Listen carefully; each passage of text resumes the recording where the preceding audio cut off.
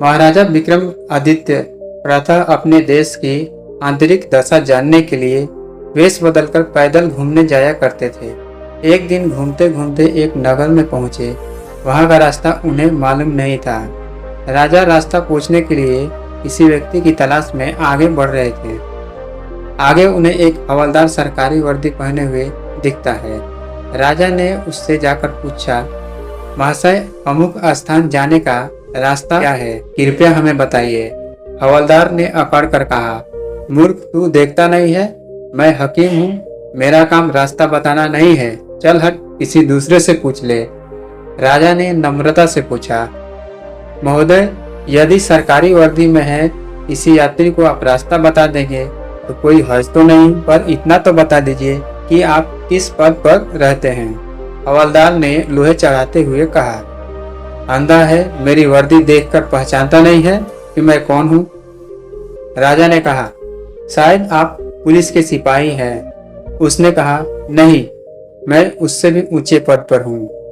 तो राजा ने कहा, क्या आप नायक हैं? फिर सिपाही बोलता है, नहीं, उससे भी ऊंचा।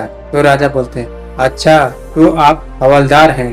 हवलदार ने कहा, अब तू जान गया कि मैं कौन हूँ। राजा ने कहा, मैं भी सरकारी आदमी हूँ, सिपाही की ऐंठ कुछ कम हुई।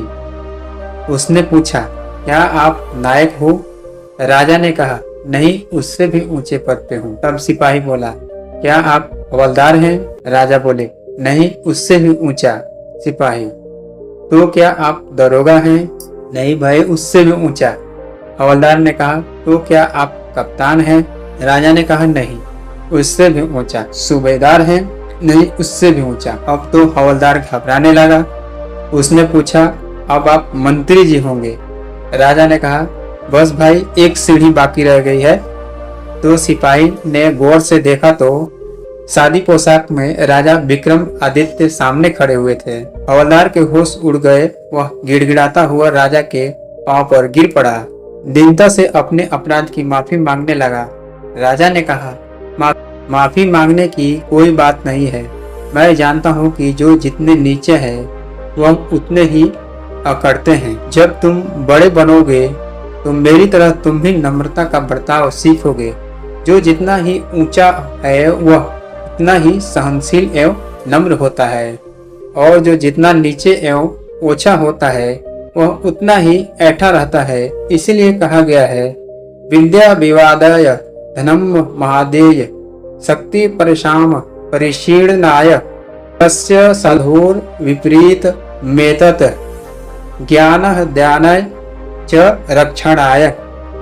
अर्थात दुष्ट व्यक्ति के पास विद्या हो तो वह विवाद करता है, धन हो तो वो घमंड करता है, और यदि शक्ति हो तो दूसरे को परेशान करता है।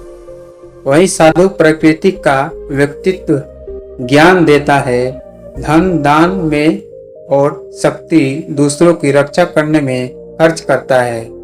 इसलिए दोस्त, हम किसी भी परिस्थिति में रहें, हमें अपने स्वभाव इंसानियत कभी खोनी नहीं चाहिए। या आप किसी भी बड़े पोस्ट पे चले जाएं या बड़ी ऊंची ओहदे पे चले जाएं या कोई छोटी काम करें, अपने स्वभाव और इंसानियत को बरकरार रखना चाहिए, कभी नहीं भूलनी चाहिए। सो इस कहानी में बस इतना ही। मिलते हैं अगली वीडियो में, तब तक खुश रहें। अगर आपको वीडियो अच्छी लगती है तो कृपया हमें चैनल सब्सक्राइब करके हमें सपोर्ट करें, वीडियो को लाइक करें। धन्यवाद। जय हिंद।